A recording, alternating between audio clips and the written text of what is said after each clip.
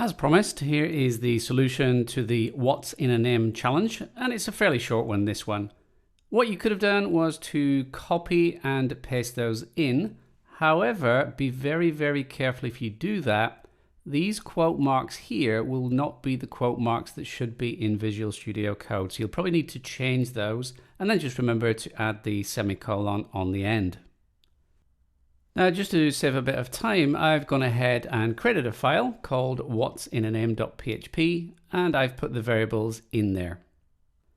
So the challenge was to simply echo John Henry Green is 42 years old. So let's go ahead and do that. First thing, I'm going to just close this Explorer here by clicking on this icon, just give it a little bit more room. So let's go ahead and do that. Now, the first thing I'm going to echo is the first name. So echo the first name. And then we want to concatenate on a space and then concatenate on the middle name. So far we'll have John, then a space, then Henry. Then we need another space in there. And then we have on the last name. So I'll have John Henry Green.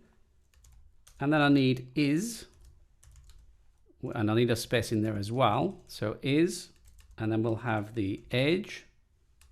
And then we'll have another space there, years old.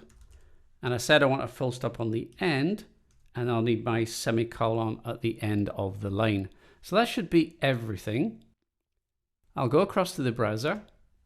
I'll go back to the directory and go into what's in a name.